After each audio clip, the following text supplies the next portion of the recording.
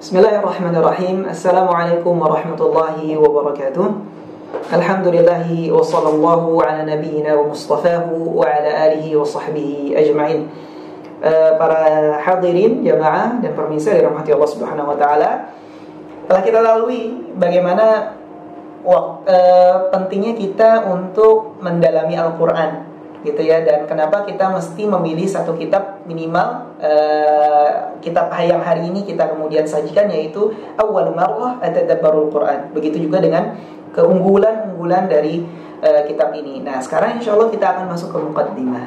Oke, di sini penulis al-muallif qala al-muallif fi muqaddimatihi, Allah Subhanahu wa taala berfirman, a'udzu billahi minasyaitonir rajim.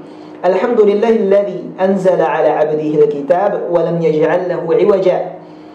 وقال تعالى تبارك الذي نزل الفرقان على عبده ليكون للعالمين نذيرا والصلاة والسلام على من أرسله الله رحمة للعالمين وهداية للناس أجمعين سيد ولد آدم محمد صلى الله عليه وسلم وبعد.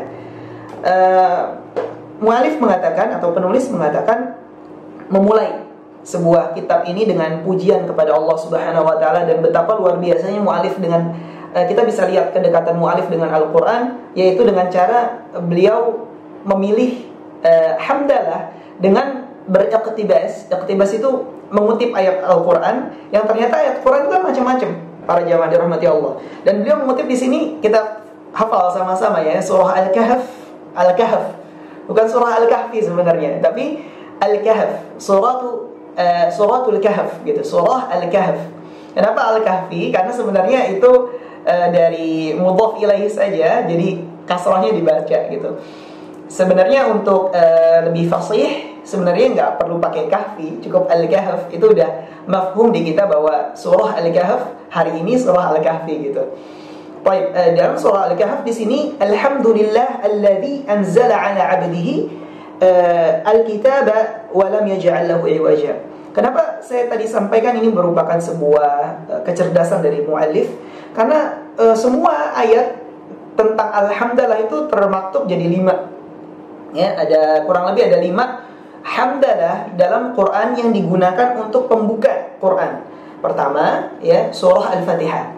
Ya, kita paham ya. Sebagian mengatakan ini ayat 1, tapi sebagian lain mengatakan ayat 2. Di mana Allah Subhanahu wa taala berfirman, alhamdulillahi rabbil alamin. Kemudian di surah Al-An'am, suratul An'am, ya, alhamdulillah juga, ya. Kemudian nanti ada surah Al-Kahf ini, surah Al-Kahf. Kemudian ada surah Saba, dan nanti ada surah Fatir gitu. Nah, untuk sentuhannya dalam surah Al-Kahf di awal ini memang adalah sentuhan pujian untuk Allah dari kita, karena Allah telah menurunkan Quran kepada hambanya, yaitu Nabi Muhammad SAW. Untuk apa? Untuk kita yang Quran itu sifatnya nggak ada kebengkokan, kekurangan di dalamnya. Jadi mu'alif membuka kitab ini dengan mengucap syukur kepada Allah, melewati atau beriqtibas dengan ayat Quran, yang ayat Quran pun menyatakan bahwa kita mesti bersyukur kepada Allah dengan hadirnya Al-Quran kepada diri kita, yang sampai saat ini kita baca. Ternyata Quran itu mencangkup satu, tidak ada kebengkokan, kekurangan atau apapun di dalamnya. Kemudian karena Al-Quran turun itu melewati lisan Nabi kita SAW, ya, Nabi Muhammad mendakwahkan itu. Dan yang ketiga adalah bentuk yang harus kita syukuri adalah hari ini kita diturunkan Al-Quran gitu. Jadi semua hal di dunia ini perlu kita syukuri. Tapi di antara satu hal yang gak boleh kita lupakan adalah syukur kita bahwa Al-Quran hari ini bisa kita nikmati. Nah, makanya al-mu'alif meletakkannya itu, Masya Allah, di pertama kali untuk memberikan kesan kepada kita, hei para pembacaku gitu ya, jangan lupakan ada nikmat teragung di semua nikmat yang ada di muka bumi ini. Semua nikmat. Allah Subhanahu wa taala berfirman, huwallazi khalaqalakum ma fil ardi jami'a. Semuanya buat kita, tapi di antara yang nikmat itu ada yang paling nikmat, yaitu nikmat Al-Quran. Maka mu'alif dalam muqaddimahnya itu menyajikan ini untuk mengingatkan kepada kita ada nikmat teragung, yaitu adalah Al-Quran yang diturunkan kepada kita sehingga kita bisa nikmati sampai detik ini. Nah, luar biasanya, dan juga disusulkan dengan surah Al-Furqan ayat 1. Tabarakalladzi nazzala al-furqana 'ala 'abdihi liyakuna lil 'alamina nadhira. Kalau yang tadi sentuhannya adalah untuk bersyukur diri kita kepada Allah Subhanahu wa taala atas nikmat yaitu Al-Qur'an. Nah, untuk ayat berikutnya dalam muqaddimah ini beliau menyampaikan Al-Furqan ayat 1. Emang tugas Quran itu apa? Kan gitu. Sampai kita mesti bersyukur sama Allah. Emang keistimewaan Al-Qur'an itu apa? Quran di antara sifatnya atau sebagian mengatakan di antara namanya adalah Al-Furqan. Semua dalam bahasa Arab itu biasanya merujuk pada 3 huruf asli. Al-Furqan itu huruf aslinya fa, ra, sama qaf. Kalau kita gabung tuh banyak turunannya. Jadi Al-Farq, ada Al-Firaq, termasuk Al-Faruq, Umar bin Al-Khattab radhiyallahu ta'ala anhu, termasuk Al-Furqan. Apa sih fungsinya itu gitu loh. Terus pengertiannya apa gitu? Fungsi dari Al-Qur'an menggunakan kata-kata fa, ra, dan qaf untuk menamai Al-Qur'an dengan nama lain itu Al-Furqan, itu fungsinya apa? Fungsinya adalah membedakan antara diri kita dengan non-muslim. Membedakan diri kita yang berada di dalam al-haq dengan mereka yang berada di atas kebatilan gitu. Nah, berarti adanya Al-Qur'an wajib kita syukuri kepada Allah, dan kita harus tahu fungsi Quran itu apa. Maka al-mu'alif menyusul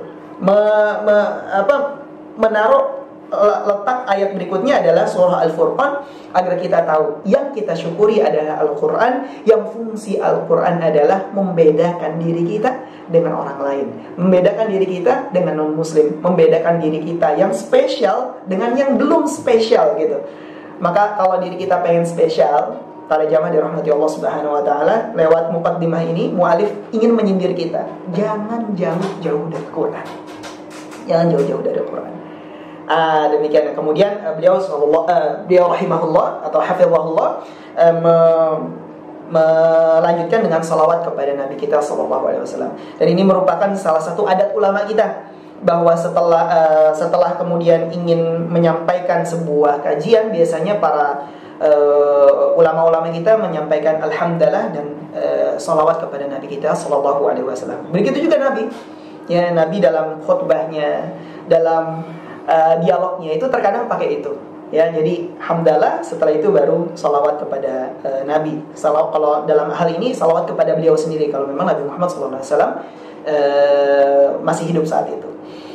Baik, demikian kurang lebih kita membahas satu muqaddimah, dan ini masih berlanjut lagi insyaallah. Kurang lebih satu fakrah tadi kita sudah membahas satu alinea atau satu paragraf, dan insyaallah kita akan lanjutkan pertemuan berikutnya. Barakallahu fikum, sallallahu ala nabiyyina Muhammadin wa ala alihi wa sahbihi walhamdulillahi rabbil alamin. Wassalamualaikum warahmatullahi wabarakatuh.